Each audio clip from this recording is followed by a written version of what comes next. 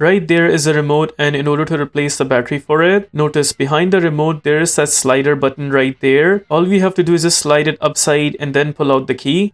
Once the key is pulled out, now we will keep the button portion at the bottom and the logo portion stays at the top, and I'll be using a screwdriver like this. We'll punch in the screwdriver in that slot right here and then tilt it upside.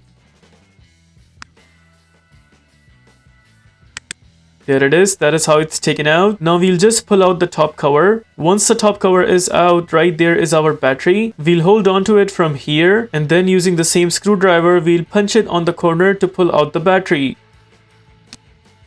There it is, that is how the battery is pulled out, and it is a CR2032 type battery. In my case, the battery is good, so I'll be installing it back, but in your case, if you have a new battery and you want to install it back, just make sure the plus sign right there stays at the top. Now we'll go ahead and punch this battery back where we took it out from. Just make sure the battery is slided into those two tabs first. We'll go ahead and slide it in just like that, and then press it all the way down.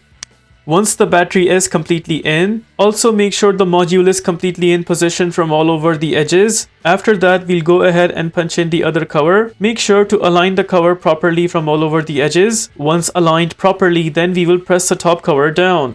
There it's in from one side, also in from the other side, then also press from the top. Just like that. Once all the sides are in, now we'll go ahead and punch in the key inside. Just slide in the key in that slot right there. And with that, we are done with the replacement of battery for this remote. If this video helps you in any way, please consider liking this video and subscribing to our channel.